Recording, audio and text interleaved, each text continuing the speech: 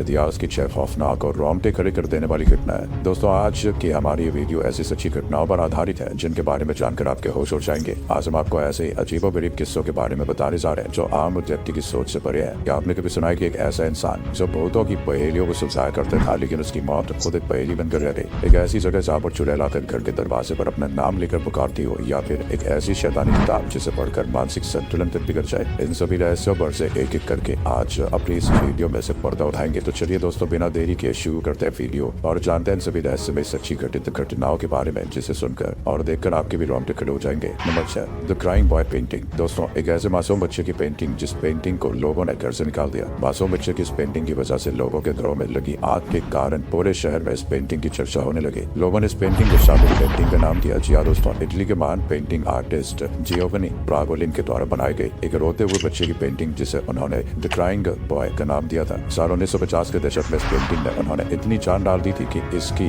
जितनी भी कॉपी बनाई गई थी वो सब देखते देखते बिकती चली गई। उस दौरान इटली के शहर में इस पेंटिंग का रुतबा हर तरफ बढ़ता ही चला गया। लोग इस मासूम रोते हुए बच्चे की पेंटिंग को देखते बहुत ही भावुक होने लगे, जिस कारण से लोगों ने इस पेंटिंग को खरीद कर अपने घरों में रखना शुरू कर दिया। बस यही से इन लोगों की जिंदगी में उलटफेर होना शुरू हो गया। एक फायर ब्रिगेड कर्मचारी की माने तो उन्होंने कहा था कि जिस भी घर में आग लगी थी वहां पर इस रोते हुए बच्चे की पेंटिंग को पाया गया था। फायर ब्रिगेड कर्मचारी ने कहा कि आश्चर्य की बात तो तब हो गई जब पूरे घर जल गया, लेकिन इस पेंटिंग को आज तक नहीं आई। मतलब इस पेंटिंग को कुछ भी नहीं हुआ। लोगों का मानना था कि इस रोते हुए बच्चे की पेंटिंग में बुरी शक्तियां वास करने लगी है, जिस कारण से ये सब हादसे होने लगे। इसके बाद लोगों ने अपने घरों से इस रोते हुए बच्चे की पेंटिंग को निकालकर बाहर फेंकना शुरू कर दिया, जिसके बाद हादसों में भी काफी हद तक कमी पाई गई, जिस कारण से लोग द क्राइंग बॉय पेंटिंग को शापित मानने लगे। इस पेंटिंग के ऊपर बहुत से टीवी सीरियल्स और डॉक्यूमेंट्री भी बनाई गई और दुनिया भर में इस पेंटिंग को शापित पेंटिंग के नजरिए से देखा जाने लगा। नंबर 5, नील बाग। दोस्तों, आपने भूतों की कहानियां तो अक्सर कई बार सुनी होंगी, जिसमें सबसे ज्यादा आपने चुड़ैलों की कहानियां सुनी होंगी। यहाँ तक कि हवेली में भी भूतों का आवास है, ये भी सुना होगा। लेकिन क्या आपने कभी ऐसा सुना है कि किसी चुड़ैल ने किसी शहर या फिर गाँव में कब्जा कर लिया हो? आप में से बहुत से लोगों का उत्तर होगा नहीं, लेकिन आज हम आपको एक ऐसी चुड़ैल के बारे में बताएंगे जिसने एक शहर में कब्जा कर लिया था। ये बात है साल 1990 की। भारत के कर्नाटक में स्थित बेंगलोर शहर पर चुड़ैल ने अपना कब्जा कर लिया था। चुड़ैल की शुरुआत मल्लेश्वरम और राजाजी नगर से हुई थी। यहाँ पर रात के समय जो भी व्यक्ति अपने घर से निकलता था, चुड़ैल उसे मारकर खा जाती थी। देखते देखते ये बात मल्लेश्वरम और राजाजी नगर में पूरी तरह से फैल गई थी। रात के समय दोनों नगर के लोग अपने घरों से निकलने से डरने लगे थे।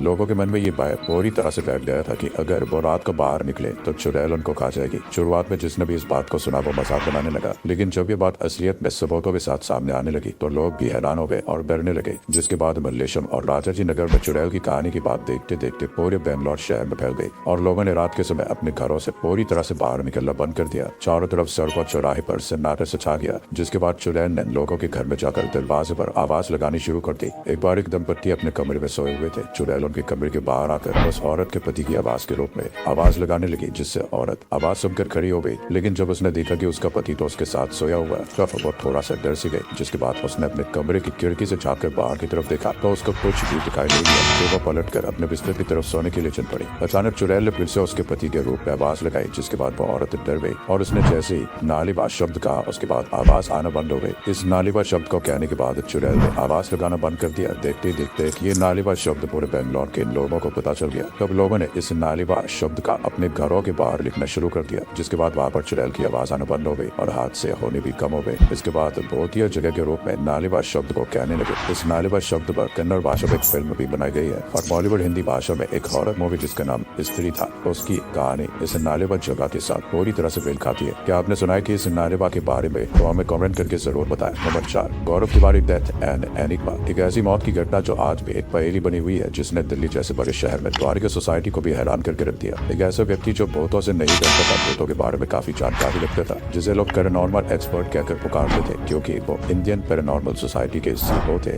इस शख्स का नाम गौरव तिवारी था। गौरव तिवारी 6000 से भी ज्यादा ऐसी डरावनी जगहों पर अपनी रिसर्च को अंजाम दे चुके थे जहाँ पर किसी के भी जाने की हिम्मत नहीं होती थी। गौरव तिवारी रात के समय में भी ऐसी डरावनी जगहों पर जाते और अपनी गैजेट की मदद से भूतों से बातें भी किया करते थे। गौरव तिवारी का मानना था कि जैसे हमारी जिंदगी है वैसे भूतों की भी जिंदगी होती है। जब तक कोई उनकी लाइफ में दखल न डाले तब तक वो भी अपनी लाइफ को नॉर्मल तरीके से जीते। इसके अलावा गौरव तिवारी ने मेन वर्ल्ड के एक इंटरव्यू में ये भी कहा था कि 98% भूतों की कही जाने वाली बात केवल अफवाहें होती है, सिर्फ 2% ही असलियत में सही पाई जाती है। एक बार गौरव तिवारी अपने घर में अपने बेडरूम में अपनी पत्नी के साथ लेटे हुए थे, तब उन्होंने अपनी पत्नी से बात शेयर करते हुए कहा कि उसे कोई अद्भुत शक्ति अपनी ओर खींचना चाहती है और अपने साथ चलने को कहती है।